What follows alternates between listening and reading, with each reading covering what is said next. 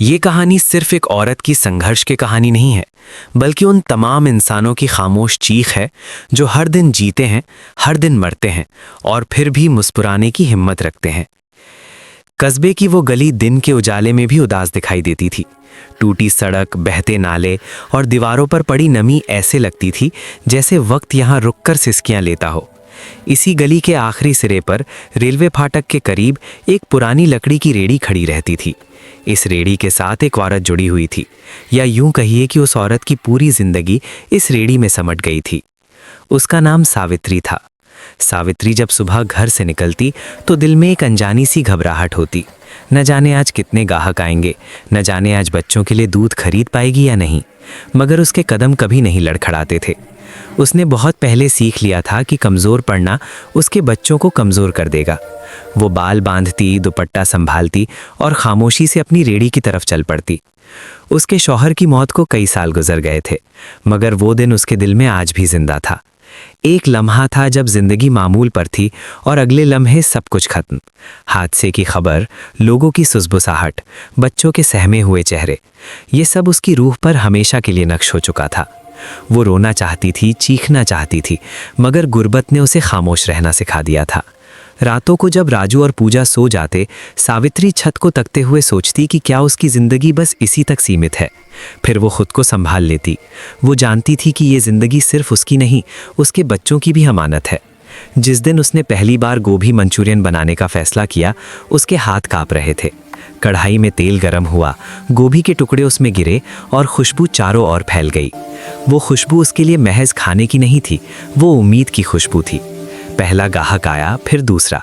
किसी ने तारीफ की, किसी ने तंज किया, मगर हर प्लेट के साथ सावित्री का हौसला मजबूत होता गया। अक्सर ऐसा होता कि अमीर गाहक कीमत सुनकर नाक चढ़ाते और तंजिया लहजे में कहते कि यहाँ तो कुछ भी अच्छा नहीं हो सकता। ये अल्फाज सावित्री के दिल में तीर की तरह लगते, मगर वो मुस्कुराकर बस इतना कहती, ठीक है बाबू। पुलिस वालों का डांटना, म्यूनिसिपैलिटी के अहलकारों का पैसा मांगना, ये सब रोज़ का मामूल था। ये वो जुल्म था जो शोर नहीं मचाता, मगर इंसान को अंदर से खोखला कर देता था। सावित्री हर दिन ये जख्म सहती, मगर शाम को जब वो घर लौटती और बच्चों को देखती तो उसके दिल में एक नरम सी खुशी उतर आती। एक शाम तेज़ बारिश हो रही थी, गाहक कोई नहीं था। सावित्री रेड़ी के नीचे बैठी, भीगी हुई, थकी हुई और आंखों से आंसू बह रहे थे। उसी लम्हे एक छोटी सी बच्ची आई और आहिस्ता से बोली, आंटी भूख लगी है। सावित्री ने एक लम्हे को अपने खाली डब्बे को देखा, फिर बच्ची के चेहरे को। उसने बिना कुछ कहे एक प्लेट बनाई और उसके हाथ में थमा दी। बच्ची की आंखों में आई खुशी ने सावित्री के सारे दुख धो दिए। वक्त गुजरता गया, लोग उसके जायके के दीवाने होने लगे। कुछ लोग मजाक उड़ाने आते, मगर खाना खाकर खामोश हो जाते। एक दिन एक अमीर घराने का लड़का रोहन आया। उसने तंज में प्लेट ली, मगर एक निवाला खाते ही उसका गुरूर पिघल गया। वो खामोशी से दूसरी प्लेट खाने लगा। उस दिन सावित्री ने पहली बार महसूस किया कि उसकी मेहनत किसी के गुरूर को भी झुका सकती है। बाद में इसी रोहन के जरिए उसकी जिंदगी का रुख बदला। दुकान मिली, सहूलियतें मिली, मगर सावित्री नहीं बदली। वो अब भी हर उस चेहरे को पहचान लेती थी जिस पर भूख छिपी होती थी। वो जानती थी कि दुख की शक्ल एक जैसी होती है, चाहे लिबास बदला हुआ हो। एक रात दुकान बंद हो चुकी थी जब एक बूढ़ा शख्स आया, कपड़े बोसीदा, आंखें थकी हुई। सावित्री ने उसे बिठाया, खाना दिया। बूढ़ा खाते हुए रो पड़ा। वो आंसू शुक्र के थे। उस लम्हे सावित्री को महसूस हुआ कि खुशी दरअसल बांटने में है। घर लौटकर उसने बच्चों को देखा। राजू किताब में गुम था, पूजा सुकून से सो रही थी। सावित्री की आंखों से आंसू बहे, मगर ये आंसू गम के नहीं थे, ये उस शुक्र के थे कि उसने हार नहीं मानी। ये कहानी हमें ये सिखाती है कि गुर्बत सबसे बड़ा दुख नहीं, असली दुख ये है कि इंसान आशा छोड़ दे। जो व्यक्ति अपने दुख के बावजूद दूसरों के लिए दिल नर्म रखता है, वही असली अमीर होता है। दिन आहिस्ता आहिस्ता आगे बढ़ते गए। सावित्री की जिंदगी में आसानी जरूर आई थी, मगर उसके दिल के अंदर बसी पुरानी थकान कहीं नहीं गई थी। वो अब भी सुबह आंख खोलते ही सबसे पहले बच्चों के चेहरे देखती, जैसे यकीन कर रही हो कि सब ठीक है। फिर वो खामोशी से किचन में जाती, चूल्हा जलाती और गोभी काटते हुए अपनी सोचों में गुम हो जाती। कभी कभी उसके हाथ रुक जाते, चाकू हवा में ठहर जाता। वो माजी में चली जाती, वो दिन जब उसके शौहर जिंदा थे, जब वो हंसा करती थी, जब भविष्य इतना भारी नहीं लगता था। फिर किसी गाहक की आवाज़ उसे हाल में वापस ले आती। वो जल्दी से मुस्कुराकर काम में लग जाती, जैसे कुछ हुआ ना हो।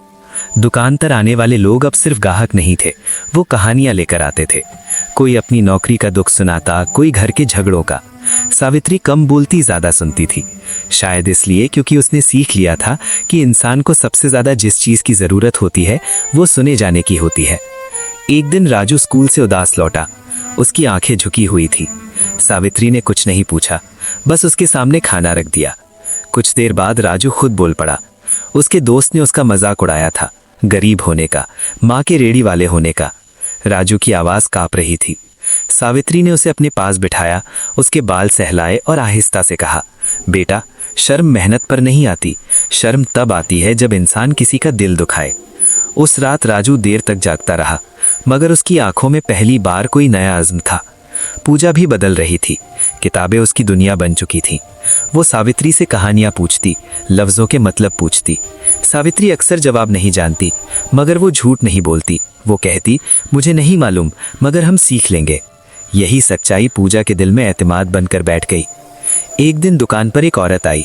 उसके कपड़े कीमती थे, मगर आंखों में अजीब सी वीरानी थी। उसने खाना खाया और जाते जाते बोली, आज बरसों बाद दिल भर कर खाया है। सावित्री ने उसके पीछे देखा। उसे एहसास हुआ कि दुख सिर्फ गुर्बत का नाम नहीं होता। रात को दुकान बंद करते वक्त उसने आसमान की तरफ देखा। सितारे टिमटिमा रहे थे। उसके दिल में सुकून था, मगर साथ ही एक दुआ भी कि उसके बच्चों को वो सब न सहना पड़े जो उसने सहा है। वो नहीं जानती थी कि ये कहानी अभी खत्म नहीं हुई, बल्कि असली इम्तिहान अभी बाकी है। अगले दिन सुबह कुछ मुख्तलिफ थी। हवा में हल्की सी नमी थी और सावित्री के दिल में एक अनजाना सा बोझ था। उसने मामूल के मुताबिक दुकान खोली, मगर उसके कान हर आती जाती आवाज पर लगे थे। शायद उसे खुद भी मालूम नहीं था कि वो किस बात से खौफसदा है। दोपहर के करीब म्यूनिसिपैलिटी के कुछ लोग आए। उनके चेहरे सख्त थे, आवाजों में रौबत। उन्होंने कागज दिखाए, अनुमतिनामे पूछे और वही पुरानी बातें दोहराई। सावित्री खामोशी से सुनती रही। उसके हाथ हल्के से कांप रहे थे, मगर आवाज में लर्जिश न आने दी। इस दिन पहली बार उसे महसूस हुआ कि सफलता भी एक तरह का इम्तिहान होती है। लोग जमा होने लगे। कुछ ने सावित्री के हक में बात की, कुछ ने नजरें चुराई। आखिरकार अहलकार चले गए, मगर एक धमकी छोड़कर, अगली बार सब कुछ दुरुस्त न हुआ तो दुकान बंद। इस रात सावित्री देर तक सो न सकी। उसे अपनी मेहनत बिखरती नजर आ रही थी, मगर फिर उसने खुद को याद दिलाया कि उसने सब कुछ शून्य से शुरू किया था। अगर जरूरत पड़ी तो दोबारा भी कर लेगी। यही सोच उसकी ढाल थी। अगले दिन रोहन आया। उसने सावित्री के चेहरे पर थकान देखी। बातों बातों में सब जान लिया। उसने वादा किया कि कानूनी कागजात दुरुस्त करा देगा, मगर सावित्री ने एक बात साफ कही, मैं इज्जत से जीना चाहती हूँ, किसी के एहसान के सहारे नहीं। रोहन ने सर झुकाकर उसकी बात मान ली। दिनों बाद दुकान के सामने एक नया बोर्ड लगा, सब अनुमतिनामों के साथ। सावित्री ने पहली बार लंबी सांस ली, वो सांस जो बरसों से रुकी हुई थी। इसी दौरान राजू के इम्तिहान का नतीजा आया। वो पास हो गया था, अच्छे नंबरों से। सावित्री ने खबर सुनी तो उसके हाथ से चम्मच गिर गया, आंखों में आंसू आ गए। उसने पहली बार खुलकर हंसा, वो हंसी जो खौफ से खाली थी। पूजा ने माँ को गले लगा लिया। इस लम्हे सावित्री को महसूस हुआ कि शायद उसकी सारी थकान इसी एक लम्हे के लिए थी। एक शाम दुकान बंद करते वक्त उसने देखा कि वही छोटी सी बच्ची जिसे उसने बारिश वाली रात खाना दिया था, अपनी माँ के साथ खड़ी है। माँ ने झिझकते हुए कहा, बहन, आज मजदूरी मिली है। बच्ची ने कहा था कि तुम्हारा खाना खाना है। सावित्री की आंखें भर आई। उसने पैसे लिए, मगर प्लेट में कुछ ज्यादा डाल दिया। वो जानती थी कि ये छोटे छोटे लम्हे ही असल दौलत है। रात को बिस्तर पर लेटकर उसने आंखें बंद की। दिल में सुकून था, मगर साथ ही एक एहसास भी कि जिंदगी अब भी उसे आजमा सकती है। मगर अब वो अकेली नहीं थी, उसके साथ उसके बच्चे थे, उसकी मेहनत थी और वो एतमाद था जो दुख सहकर पैदा होता है। चंद दिन सुकून से गुजरे, मगर जिंदगी कभी ज्यादा देर खामोश नहीं रहती। एक सुबह अचानक खबर फैली कि रेलवे फाटक के पास सड़क चौड़ी की जाएगी। लोग सुसबुसाने लगे। सावित्री के दिल में एक सर्द लहर दौड़ गई। उसकी दुकान, उसकी रेड़ी, उसकी बरसों की मेहनत सब उसी जगह से जुड़ी थी। शाम तक तस्दीक हो गई। नोटिस आ गया, 1 महीने में जगह खाली करनी है। सावित्री ने कागज हाथ में पकड़ा तो लफ्ज धुंधला गए। ये वो लम्हा था जिससे वो हमेशा डरती रही थी। वो देर तक कागज को देखती रही, जैसे उसमें कोई रास्ता छिपा हो। इस रात घर में खामोशी थी, बच्चों ने माँ के चेहरे पर वो साया देख लिया था जो कभी कभी आ जाता था। राजू ने कुछ पूछना चाहा मगर रुक गया। पूजा ने आहिस्ता से माँ का हाथ पकड़ लिया। सावित्री ने मुस्कुराकर हाथ दबाया मगर दिल अंदर से टूट रहा था। अगले दिन दुकान पर लोग आए, किसी ने हमदर्दी की, किसी ने मशवरा दिया, किसी ने कहा किस्मत का लिखा है। सावित्री सब सुनती रही। उसे मालूम था कि ये सब सच हो सकता है, मगर उसके बच्चों का भविष्य भी सच था।